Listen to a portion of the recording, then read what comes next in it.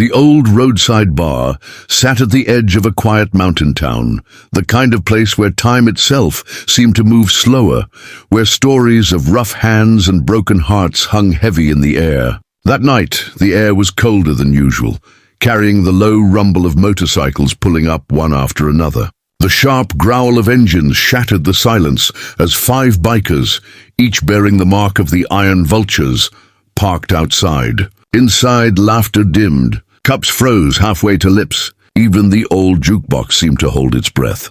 At the far corner table, a young man named Ben sat quietly, his German shepherd, Ranger, resting at his feet. Beside him, a little girl with pigtails and a red jacket was stirring her hot chocolate with serious concentration. She couldn't have been more than 5 years old, her innocence glowing like a lantern in a place made for shadows. She was the kind of light that made even the hardest hearts stop and notice. Before we dive deeper into this emotional and unforgettable story, if you believe in kindness, second chances, and the unbreakable loyalty of animals, please take a moment to like, comment, share, and subscribe to Pawsitive Tales. Every story we tell keeps the spirit of compassion alive, one heart at a time. The bikers entered the bar, their boots echoing like thunder across the old wooden floor. They carried the weight of men who'd lived too hard and trusted too little. Their leader, Tank, was a mountain of a man, his beard thick and his eyes cold as steel. He scanned the room and found Ben sitting there with the dog and the child, his lip curling slightly in disdain. Tank had no patience for smiles, and certainly none for children. He walked up to their table, his heavy shadow falling across the little girl's face. "Didn't know they let kids in here," he muttered, his voice low and threatening. The girl froze, clutching her cup as her eyes darted to Ben for safety. Ben didn't flinch. He'd seen worse than Tank's kind before. He was an ex-Marine, a man who had lost his wife 2 years ago in a car crash that had left him raising his daughter, Lila, alone.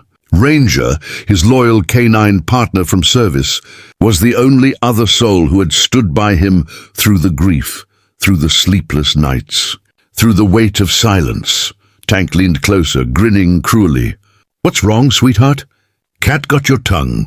He teased, his hand slapping the table. The sound made Lila flinch and nearly spill her drink. The bar's quiet tension thickened, and then, without warning, Ranger stood. The German shepherd's movement was smooth but commanding. His body straightened, his chest out, his eyes locked on Tank with a look that spoke louder than any growl could. It was protective, not aggressive, a silent warning that this child was under his watch and no one would harm her.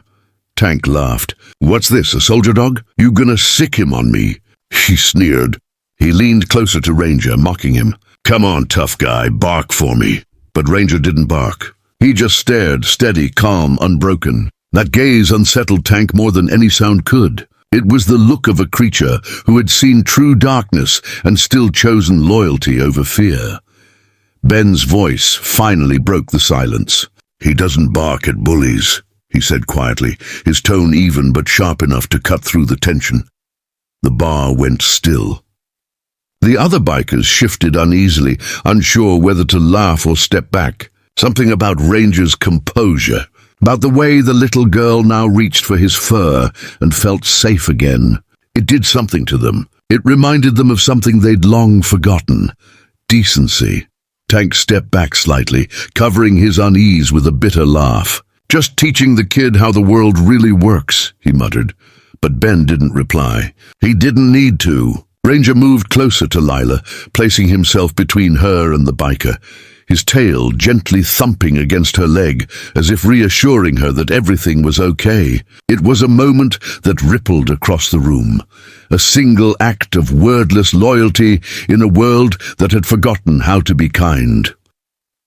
As the night went on, the bikers stayed, their loud laughter filling the space once more. But something in Tank's demeanor began to shift. He found himself glancing again and again at the dog, how he nuzzled the girl's cheek, how she giggled and patted his fur, how the man treated them both with such quiet love. Tank was used to fear. He knew how to make people shrink. But this bond of gentle strength unnerved him. It reminded him of someone he'd lost long ago, his own daughter, Emily. She would have been about Lila's age if she'd lived past her illness. He hadn't spoken her name in years. He'd buried it deep, along with whatever softness he had left. Later, when Ben took Lila to the restroom, Tank stayed behind, staring into his drink. Ranger remained at the table, eyes fixed on him, not threatening, just present. Tank's chest tightened unexpectedly. He leaned forward slightly, whispering under his breath, "You think I'm a bad man, don't you?" The dog tilted his head, then gently placed a paw on Tank's boot. A simple gesture, no judgment, just presence. For the first time in years, Tank felt something break inside, the hardened shell of guilt and regret cracking just enough to let the light in. He blinked quickly, brushing his face with the back of his hand before anyone could see. When Ben and Lila returned, Tank stood. "Hey, he started awkwardly. "I was just gonna pay for your drinks." Ben looked at him, surprised. "That's not necessary." But Tank shook his head. "No, I insist."